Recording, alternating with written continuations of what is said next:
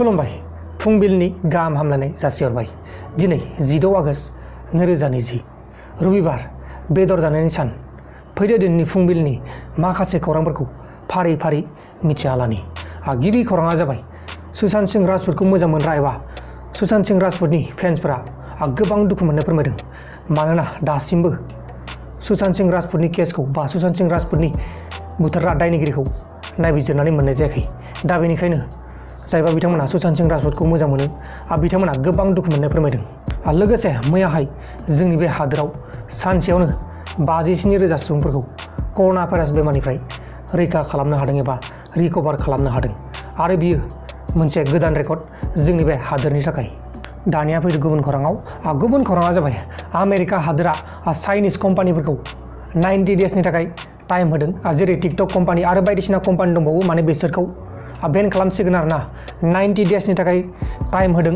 सिगांहाय 15 सेप्तेम्बराव बेन खालामथारसिगोन होननानै बुंदोंमोन। आरोबाव 90 डेजनि थाखाय सम होनाय जाबाय बिथां डनाल्ड ट्राम्पआ। जुदि बिथांमोना 90 डेजनि गेजेराव गावसोरनि एप्सफोरखौ बा गावसोरनि एप्लिकेसनफोरखौ मोजाङै नायबिजिरा, अब्ला आमेरिकायावबो टिकटक आरो बायदिसिना चाइनिज एप्सफोरखौ बेन खालामनाय जासिगोन होननानै फोसावनाय जादों।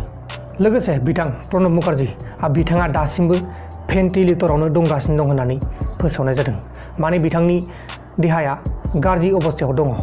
गुबुन फारसेथिं जोंनि बे हादोरनि माखासे रायजोफोरा फरायसालिखौ खुलिनायखौ इम्पसिबल बा पसिबल नङा होननानै बुंनाय जादों।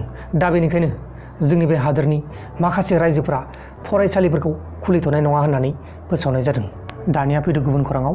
गुबुन खौराङा जाबाय बिथां MS धोनी बिथाङा इन्टारनेशनेल क्रिकेट टीमनिफ्राय ओंखारनाय जाबाय होननानै बिथाङा मैयाहाय गावनो टुइटारनि गेजेरजों फोसावनानै होदों। नाथाय बिथाङा दुबाइआव जानो गोनां IPL आव बाहागो लागोन। नोंथांमोना बे MS धोनीखौ IPL नि गेजेराव नुनो मोननाय जागोन। दानिया फैदो गुबुन खौराङाव। गुबुन खौराङा जाबाय मैयाहाय जोंनि बे आसामनि काजिरङा नेशनेल पार्कआव मासे 1 बोसोरनि गान्दाखौ बासायनो हादों। बे गान्दानि देहाया बा बे गान्दाया मोजां नंलामोन, थैसिगौमोन। नाथाय बेखौ काजिरङा नेशनेल पार्कआव माखासे खामानि मावग्रा सुबुंफ्रा फैनानै बासायनो हायो। दा बे गान्दाखौ जुनारफोरनि हस्पिटालाव लांनाय जाबाय होननानैबो फोसावनाय जादों।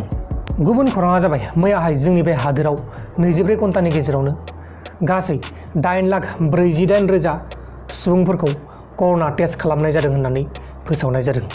लोगोसे JEM एबा जैश-ए महम्मदनि केडारफोरा जोंनि बे इन्डियान आर्मि आरो सिकिउरिटि फर्स हान्जाफोरखौ गिनानै पाकिस्तान फारसे दावगालांगासिनो दं होननानै फोसावनाय जादों।